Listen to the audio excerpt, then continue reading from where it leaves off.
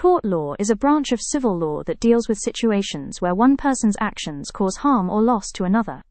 It provides a legal way for individuals to seek compensation when they've been wronged, rather than focusing on punishing the wrongdoer as in criminal law. The person who suffers harm is called the plaintiff, and the person who caused the harm is the defendant or tortfeasor. The main goal of tort law is to restore the injured party to the position they were in before the harm occurred, usually through financial compensation. To succeed in a tort claim, the plaintiff must usually prove 4 key elements.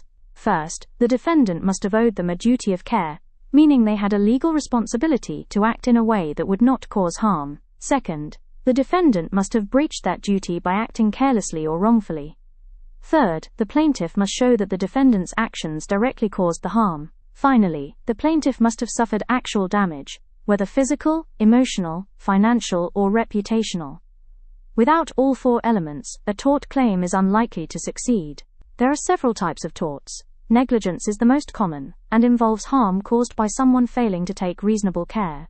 For example, if a driver runs a red light and causes an accident, that's negligence. Intentional torts involve deliberate actions that cause harm, such as assault, battery, false imprisonment, or defamation. In these cases, the defendant meant to do something harmful. Strict liability torts don't require proof of fault or intent. Instead, someone can be held responsible simply because their actions involved something inherently dangerous, like keeping wild animals, or manufacturing defective products. Other torts include nuisance, which involves interference with someone's enjoyment of their property, and vicarious liability, where one person is held responsible for another's actions, such as an employer being liable for an employee's conduct.